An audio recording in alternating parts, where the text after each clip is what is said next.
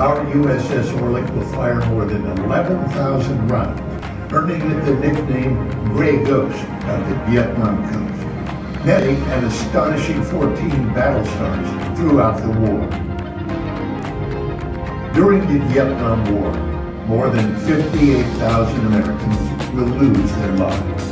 But on this Halloween morning, 1968, with the help of this Mount 52, you and your fellow shipmates will be able to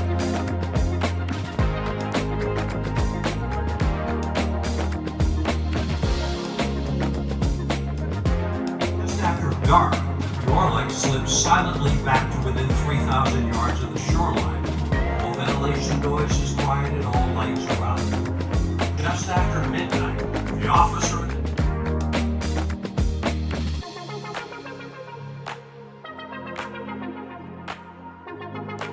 The Third World War. Our USS Orleck is there, on patrol off the northeast coast of communist North Korea. Commander E.L. Yates is in command.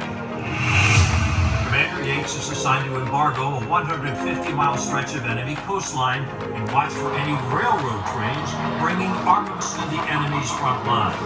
But the enemy knows better than to bring their trains out in daylight. They would be sitting ducks. One night, over a cup of Navy coffee, Commander Yates conceives a daring plan with his officer at the deck. What if, by careful planning and preparation, we might just catch one of these enemy coach trains? The best time to do that? At night. Over the next few days, the USS Orleck makes careful daylight inspections of its chosen target. The Orleck proceeds at sunset to the target area and fires 8 registered rounds, then retreats out to sea. The enemy on shore thinks they won't be back today. But just after dark, the Orleck slips silently back to within 3,000 yards of the shoreline. All ventilation noise is quiet and all lights are out. Just after midnight, the officer of the deck, P.H. Klepek, steps into the pilot house from the starboard bridge wing and says, "Sir, I think I hear the sound of a train." Commander Yates immediately fires a star shell illuminating the entire area. There before us is a 15-car enemy train coming out of a tunnel. Captain Yates commences firing on the train, first destroying the tunnel openings, and then, one by one, every train car so carried.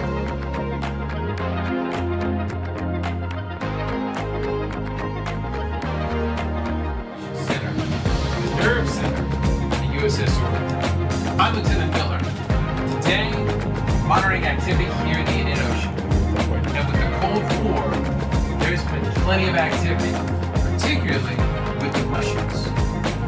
At present, we're tracking a Russian Tu-95 reconnaissance aircraft, also known as Bear. It's on our air search radar. Soviet reconnaissance aircraft have been buzzing the fleet for days, and it looks like any minute now, that Bear will be flying right over us. And over the last several years, the Soviet presence here has steadily grown.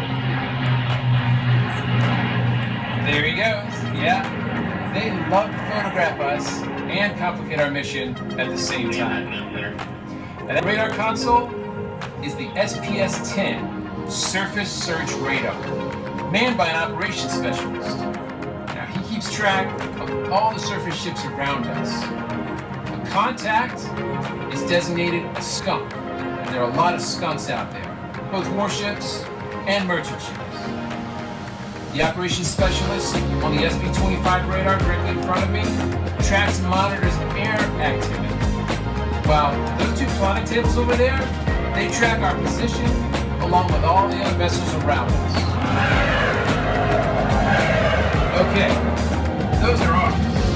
Pair of F-4 Phantoms from the USS Enterprise. They're on their way to escort that Russian Bear out of the area. Currently, we're in battle condition 1AS. That's anti-submarine warfare. We're investigating a possible sub-contact. If there's anything down there, our sonar techs will find it. Sonar combat.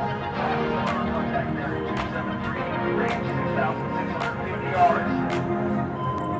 We have an active sonar contact bearing 273, range 6,650 yards. closing in opposition. Sounds like he has something. Combat bridge, active sonar contact, bearing 273, range 6,650 yards.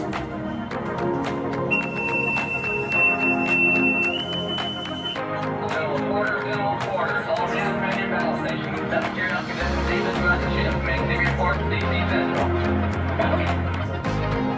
Well, this has quickly turned into a very serious, high-risk situation.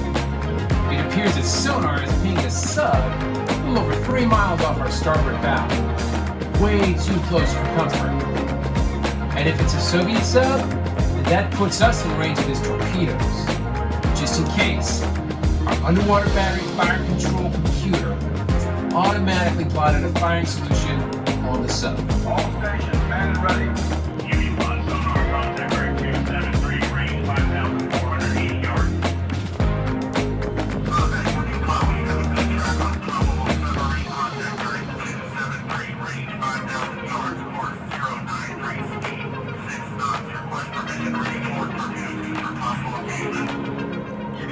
Combat, mission landed to ready torpedo tubes.